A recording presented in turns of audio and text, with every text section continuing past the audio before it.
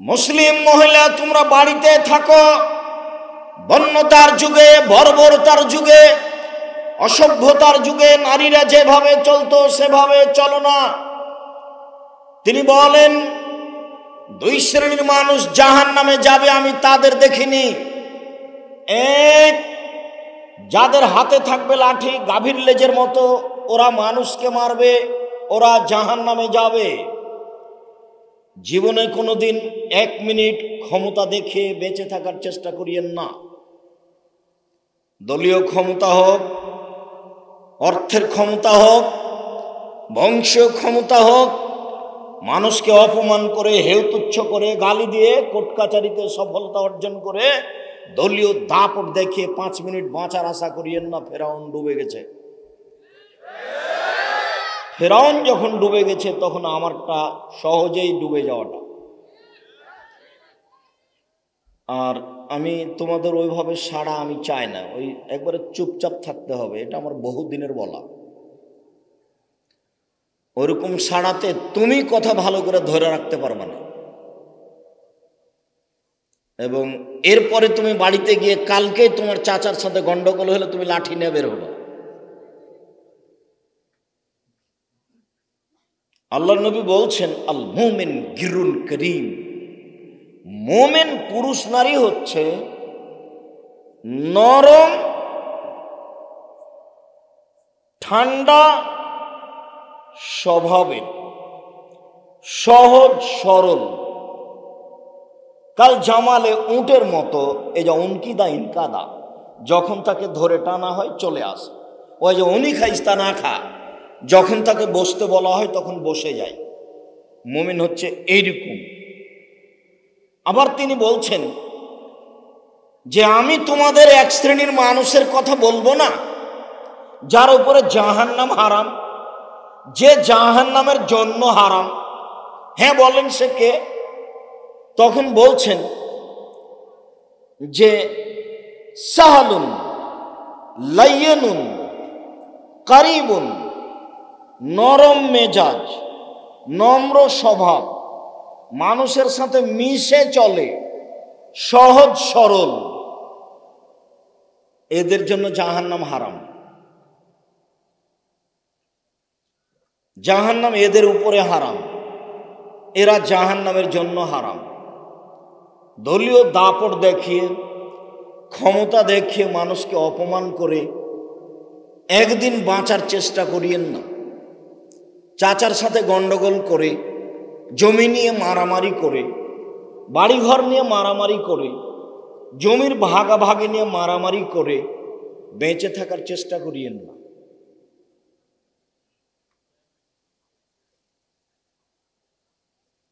সম্মানিত দিনী ভাই বোন, রাসূল সাল্লাল্লাহু আলাইহি সাল্লাম বলছেন নিসাউন, মহিলা, কাসিয়াতুন, কাপড় পরে থাকবে, আরিয়াতুন, উলঙ্গ।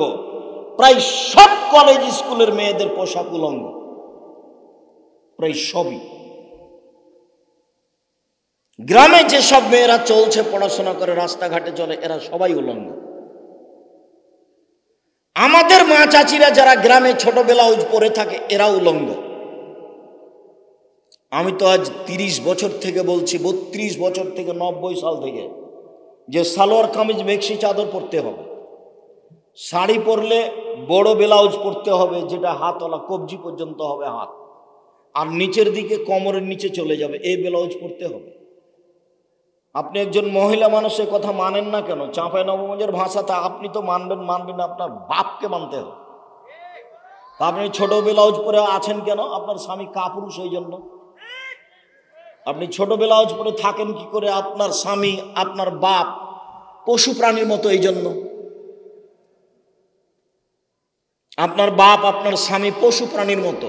আব্দুর রাজ্জাক সাহেব, আপনার কথায় কষ্ট পাচ্ছি, আপনাকে কষ্ট দেওয়ার জন্যই বলছি। আর এ কথা আল্লাহ বলছেন, বুঝেও বুঝে না ওরা অন্তর আছে, বুঝে না, দেখেও দেখে না ওরা চক্ষু আছে, দেখে না, শুনেও শুনে না ওরা কান আছে, শুনে না। উলাইকা কাল আনাম, তারা পশু প্রাণীর মতো, তারা গরু ছাগলের মতো, তারা কুকুর শ্রীগালের মতো, বালহুম আদাল, বরং তার চেয়ে খারাপ।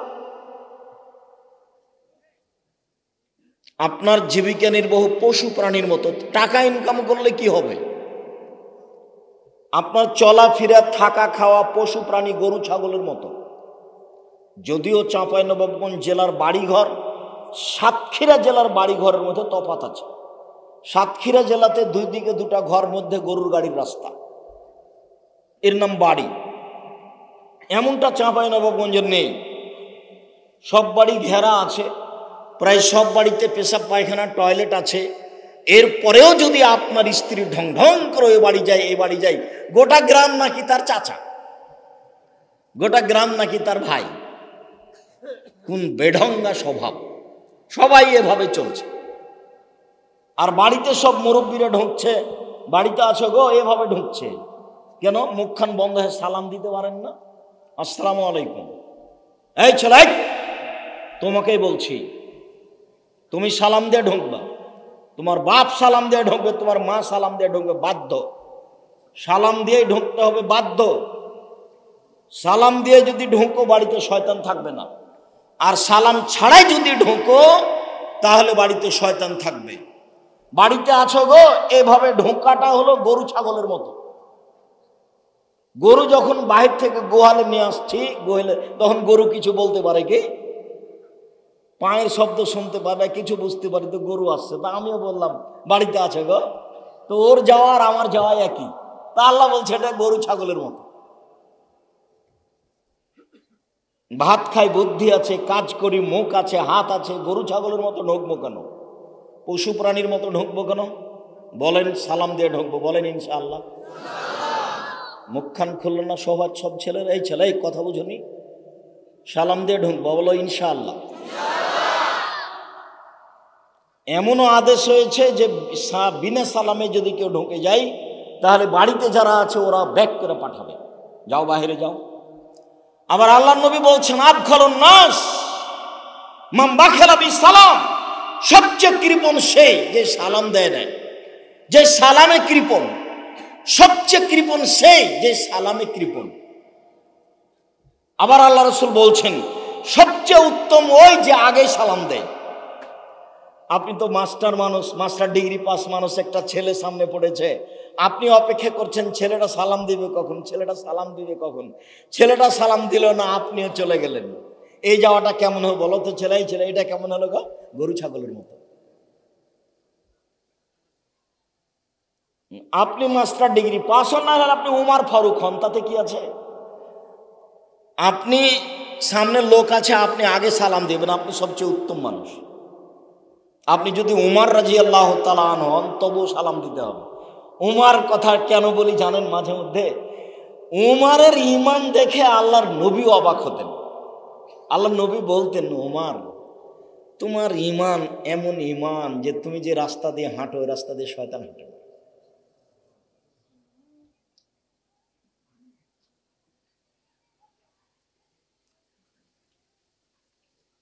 আপনারা একটু আগিয়ে বসবেন, এই কথা বলা হচ্ছে। সম্ভবপর যে যেখানে থাকেন, খুব একটা ঠান্ডা নেই, বসে থেকে আলোচনা শোনেন। আপনাকে দীর্ঘ সময় কথা বলে কষ্ট দিব না, এমন কাজ আমি করতে চাই না। খুব সহজেই এক পর্যায়ে ছেড়ে দেবো ইনশাআল্লাহ। বলছিলাম সম্মানিত দিনী ভাই বোন, যারা মহিলারা এই নগ্ন পোশাক পরে চলছে, মা চাচি খালা ফুবু বোন, লায়াত খোলনা জান্নাত, এরা জান্নাতে যাবে না। ওয়ালা ইয়াজিদনা রিহাহা, এরা জান্নাতের গন্ধ পাবে না। ওয়াইনা রিহা লা তুজাদু মিন মাসিরাতি কাযা ওয়া কাযা, যে জান্নাতের গন্ধ 1 বছরের দূরত্ব পথ থেকে পাওয়া যায়। জান্নাতে যাবে না, তাহাজ্জুদ পড়ে লাভ হবে না, হজ করে লাভ হবে না, পোশাক পরিবর্তন করতেই হবে। এবং মানুষের বাড়িতে সহজে ঢুকে যাওয়াটা বন্ধ করতে হবে।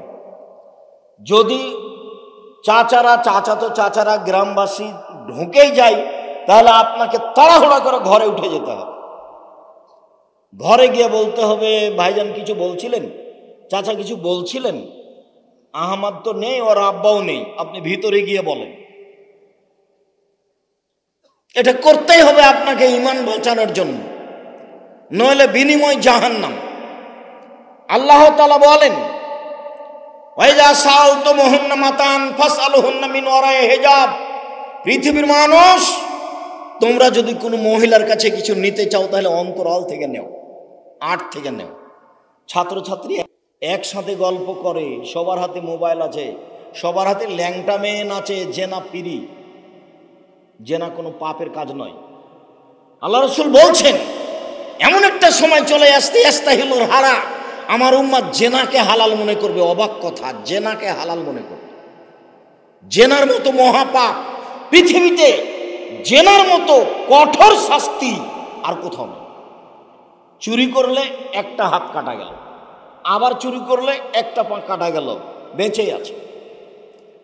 আর জেনা অবস্থা এত খারাপ, বিবরণ দেওয়া যায় না। তিনি বলছেন 3 শ্রেণীর মানুষকে হত্যা করতে হয় তাহাজ্জুদ পড়লেও, হজ করলেও। এক, কেউ যদি বলে আমি কোরআন মানি না, তাহলে তাকে হত্যা করতে হবে। কেউ যদি বলে গাভীর দুধ হারাম, তাহলে তাকে হত্যা করতে হবে। 2, কেউ যদি কাউকে হত্যা করে তাহলে কেসাস নিতে হবে। আপনি আমাকে হত্যা করেছেন, আমার বাপ মা আপনাকে হত্যা করে নেবে, তার নাম কেসাস। 3, কেউ যদি বিবাহ করার পরে জেনা করে তাহলে তাকে হত্যা করতে হবে। কেউ যদি বিবাহ করার পরেও জেনা করে তাহলে তাকে হত্যা করতে হবে। 3 শ্রেণীর মানুষকে হত্যা করতে হবে। 2 শ্রেণীর মানুষের বাঁচার পথ আছে। এক, বলেছে কোরআন মাজিদ মানি না, সরকারিভাবে তাকে হত্যা করতে হবে। নিয়ে যাওয়া হয়েছে ফাঁসির মঞ্চে, ফাঁসটা গলায় দেওয়া হয়েছে, তখনও বলছে আমার ভুল হয়েছে, আমি কথা ফিরিয়ে নিলাম। কোরআন মাজিদ আল্লাহর বিধান, কোরআন মাজিদ আল্লাহর বিধান, আমি কথা ফিরিয়ে নিলাম, ফাঁস থেকে তাকে সরিয়ে নিতে হবে, বেঁচে গেল। 2, কেসাস, আমাকে হত্যা করা হয়েছে, আমার বাপ মা আপনাকে হত্যা করে নিবে, এই সিদ্ধান্তে গলায় ফাঁসি দেওয়া হয়েছে সরকারিভাবে। এখন আমার বাপ মা বলছেন না, থাক থাক থাক, আমরা মাফ করে দিলাম, আমরা মাফ করে দিলাম, তাহলে একে ফিরে আসতে হবে, এর ফাঁসি হবে না। বিবাহ করার পরে যদি জেনা করে তাহলে তাকে বাঁচানোর পথ পৃথিবীতে নেই। বিবাহ করার পরে কেউ যদি জেনা করে, তাকে যদি বাঁচাতে হয় তাহলে মুহাম্মদ সাল্লাল্লাহু আলাইহি সাল্লামকে আবার পৃথিবীতে আসতে হবে। যেহেতু মুহাম্মদ সাল্লাল্লাহু আলাইহি সাল্লাম আর কোনোদিন পৃথিবীতে আসবেন না, কাজে তাকে বাঁচানোর পথ আর কোনোদিন বের হবে না। যে জেনা অহরহ হচ্ছে, যেই জেনা মনে হচ্ছে কোনো পাপই নয়। কতগুলো সিদ্ধান্ত মানুষের ভিতরে নেই, মানুষ ওটা করতে পারবে না। যেমন করোনা ভাইরাসকে লক্ষ্য করে 3 ফুট পর পর দাঁড়ানো, এটা যদি বৈধ করতে হয় তাহলে মুহাম্মদ সাল্লাল্লাহু আলাইহি সাল্লামকে আবার আসতে হবে দুনিয়ায়। যেহেতু মুহাম্মদ সাল্লাল্লাহু আলাইহি সাল্লাম আর কোনোদিন আসবেন না, কাজে 3 ফুট পর পর দাঁড়ানো বৈধ হবে না। আমি কোনোদিন 1 সেকেন্ডের জন্য করোনা ভাইরাসকে বিশ্বাস করিনি, 1 মিনিটের জন্য তা গ্রহণ করিনি। আমি বলেছি যাকে করোনা ধরেছে আমি তাকে গোসল দেওয়াবো, মারা গেছে। এতে যদি আমাকেও করোনা ধরে তা আমি বলবো পৃথিবী সৃষ্টির 50,000 বছর পূর্বে আমার ভাগ্যে লেখা ছিল তাই ধরেছে। আমি এই কথা বলবো না যে ওর গায়ে ছিল, আমি তাকে গোসল দিয়েছি সেই জন্য ধরেছি। আমি অল্প দিন বাঁচতে এসে শিরক করে মরতে রাজি নই। অল্প দিন বাঁচতে এসে শিরক করে মরতে রাজি নই। আজ না হয় আগে মরে গেলাম করোনার কারণে, 10 দিন পরে তো মরাই লাগবে। মালাকুল মউত মুসা আলাইহিস সালামের কাছে গেছেন, মুসা আলাইহিস সালামকে বলছেন যে আপনার জান কবজের জন্য এসেছি। বলার সাথে সাথে মুসা আলাইহিস সালাম এক থাপ্পড় দিয়ে মালাকুল মউতের একটা চোখ কানা হয়ে গেছে। তো মালাকুল মউত এখন আল্লাহর কাছে এসে বলছে আপনি এমন মানুষের কাছে পাঠালেন যে মরতে চায় না, তাই ঠিক আছে আপনি যান, গিয়ে আপনি বলেন যে মুসা আপনি গাভীর গায়ে হাত রাখেন। হাদিস বুখারী মুসলিম। গাভীর গায়ে হাত রেখে বলেন যে হাতের নিচে যত লোম আছে এই পরিমাণ বাঁচবেন, তারপরে মরণ। তো মুসা আলাইহিস সালাম বলছেন আচ্ছা গাভীর নিচের হাতের নিচে যত লোম আছে এত বছর বাঁচলাম, তারপরে কি হবে? বলে তারপরে মরণ। যে তারপরে যদি মরণই হয় তার আজই হোক। হাদিস তো বুখারী মুসলিম। করোনা থেকে বাঁচতে গিয়ে চেষ্টা না হয় করলাম, 3 ফুট পর পর দাঁড়ালাম, মাস্কও পরলাম, ছেলেটা বিমানে বারবার চাপ দিচ্ছে আমাকে যে মাস্ক পরেন, মাস্ক পরেন, মাস্ক পরেন, বারবার আস্তার বলছে। তো যখন খুব বেশি বলা শুরু করেছে তখন আমি বলছি, যখন আমি বিমানে উঠি তখন আমার মুখে মাস্ক ছিল না, তোমার একটু ইতস্তবোধ হয় না? তুমি তখন আমাকে নেমে যেতে বলতে পারো নি, এখন বলছো কেন? জোর করে চাপ দিয়ে কিছু বলো না। আমি মাস্ক পরে করোনা ঠেকিয়ে বাঁচতে রাজি নই। তো এখন দুবাইয়ে গিয়ে ওই আমার সাথে যে দাঁড়ায় তাকে বলি, আবার পায়ে পা মিলিয়ে দাঁড়ান না, আরে জরিমানাই তো লাগবে, ফাঁসি হবে না। জরিমানায় লাগতে পারে, ফাঁসি হবে না, মানে সাহসই করে না কেউ। আমি যাকে নিয়ে মসজিদে ঢুকি তাকে বলি আমার পায়ের সাথে পা লাগিয়ে দাঁড়ান, জরিমানা হতে পারে, ফাঁসি হবে না। দেখি কত টাকা জরিমানা হয়। মাস্ক না পরলে 3000 দিরহাম জরিমানা। 1 টাকা সমান 30 টাকা, তাহলে 30,000 3000 কত গো? 90,000, মানে 90,000 টাকা জরিমানা মাস্ক না পরলে। কিছুদিন ছিল, যদি চা আমি ব্যবহার করিনি কোনো সময়, আল্লাহ আলাম, আমি জরিমানাও দেখিনি। সম্মানিত দিনী ভাই বোন, বলছিলাম নারী পুরুষ সামনাসামনি কথা নয়, আট থেকে অন্তরাল থেকে কথা বলতে হবে, এটা আল্লাহর আদেশ। সেখানে এইভাবে খোলাখুলি কিভাবে হতে পারে? যার কারণে জেনা এত সহজ হয়ে গেল। 3 শ্রেণীর মানুষকে হত্যা করা যায়, 2 শ্রেণীর মানুষ বেঁচে থাকার পথ পাবে, 1 শ্রেণীর মানুষ বেঁচে থাকার পথ পাবে না বিবাহ করার পরে যদি জেনায় লিপ্ত হয়। আর বিবাহ করার আগেই যদি জেনায় লিপ্ত হয়, 100 লাঠি পিটিয়ে 1 বছরের জন্য এলাকা থেকে তাড়িয়ে দিতে হবে, তার নাম জেনা। মহান আল্লাহ বলেন, আমাদের নবী সাল্লাল্লাহু আলাইহি সাল্লামকে বলেন, আপনি আপনার মেয়েদেরকে, আপনার স্ত্রীদেরকে বলে দিন, আইয়ুদনিনা আলাইহিন্না মিন জালাবিবিহিন্না, মহিলারা যখন বাড়ি থেকে বের হবে তখন তারা চাদর গায়ে দিয়ে পর্দা পোশাক পরে বাড়ি থেকে বের হবে, এটা আল্লাহর আদেশ। বের হতে পারে, আত্মীয় স্বজনের বাড়ি যেতে পারে, বাইরে যেতে পারে, পোশাক পরে যেতে হবে, এটা আল্লাহর আদেশ। চাদর, বড় চাদর পরে যেতে হবে। উম্মু আতিয়া রাদিয়াল্লাহু তাআলা আনহা বলেন, উমিরনা নুখরিজাল হুইয়াজ ওয়া যাওয়াতিল খুদুরে ইয়াউমাল ঈদাইনে, আল্লাহর নবী বললেন, মহিলারা শোনো, ঋতুবতী মহিলাকে ঈদের মাঠে যেতে হবে, যুবতী মেয়েদেরকে ঈদের মাঠে যেতে হবে, যাদের হায়েজ হয়েছে তাদেরকে ঈদের মাঠে যেতে হবে, যারা যুবতী মেয়ে তাদেরকে ঈদের মাঠে যেতে হবে। ইয়াসহাবনা জামাতাল মুসলিমিনা দাওয়াতাহুম, ওরা মুসলমানদের জামাতে উপস্থিত হবে এবং তাদের দোয়ায় উপস্থিত হবে। আব্দুর রাজ্জাক সাহেব, দোয়া মানে কি হাত তুলে দোয়া? জি না, ইকাব্বিরনা মান নাসে, ওই ঋতুবতী মহিলারাও তাকবীর পাঠ করবে অন্যান্য পুরুষের সাথে। আল্লাহু আকবার, আল্লাহু আকবার, লা ইলাহা ইল্লাল্লাহ, আল্লাহু আকবার, আল্লাহু আকবার, ওয়ালিল্লাহিল হামদ। ঋতুবতী মহিলারা কোরআন মাজিদ পড়বে, ঋতুবতী মহিলারা সুবহানাল্লাহ বলবে, ওরা আলহামদুলিল্লাহ বলবে, ওরা তাকবীর পাঠ করবে। ওরা সালাত আদায় করতে পারে না, ওরা তওয়াফ করতে পারে না, হজ উমরা করতে গিয়ে তওয়াফ করতে পারে না, সালাত আদায় করতে পারে না, দুইটা জিনিস পারে না।